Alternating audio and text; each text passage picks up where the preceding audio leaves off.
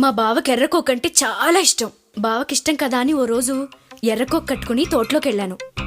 బావ తోటలో నా కోసం ఎదురు చూస్తున్నాడు. ఎర్రకోకలో నన్ను చూడగానే బావ కళ్ళు జిగేలుమన్నాయి. బావని చూడగానే నా ఒళ్ళు జిల్లుమంది. అటుపక్క బావ, ఇటుపక్క నేను.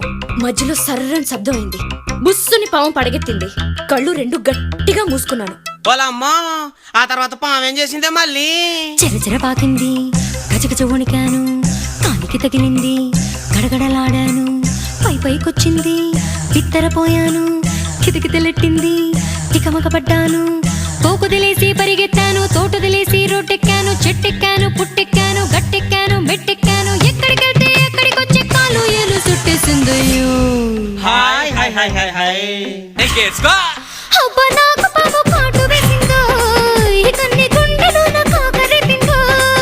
కాలి కాటు కూడా కమ్మగా ఉందో. అబ్బా నొప్పి కూడా సమ్మగా ఉందో.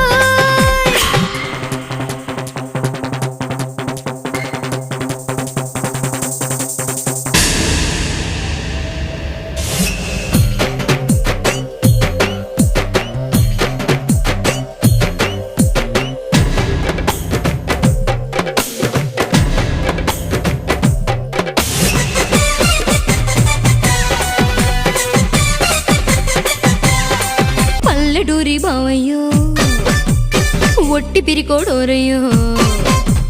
పల్లెటూరి బావయ్యో ఒట్టి పిరికోడోరయ్యో. పామును చూసి బిగుసుకుపోయాడోయ్. కర్ర తెస్తానన్నాడోయ్. తుర్రుమంటూ వెళ్ళాడోయ్. మామిడి కొమ్మ గలగల ఊపాడోయ్. చిన్న పుల్లైనా పడలేదు చూడయ్యో. ఎంతసేపైనా రాలేదు బావయ్యో.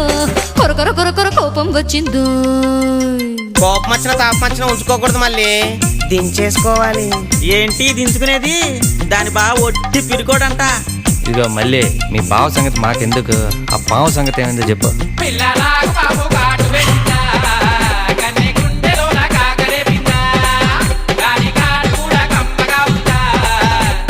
నొప్పి కూడా సమ్మగా ఉందా?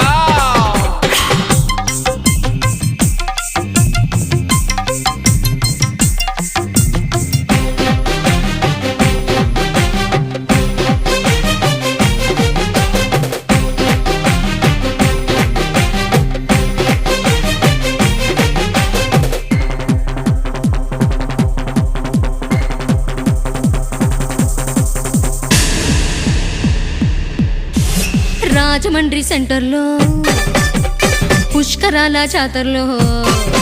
ఆ రాజమండ్రి సెంటర్లో పుష్కరాల జాతరలో బావను చూసి ఒలొలలాడాను. మాయదారి బావయ్యో మర్చిపోలేదోరయ్యో. సెత్తకు వచ్చి కిలకిల నవ్వాడోయ్.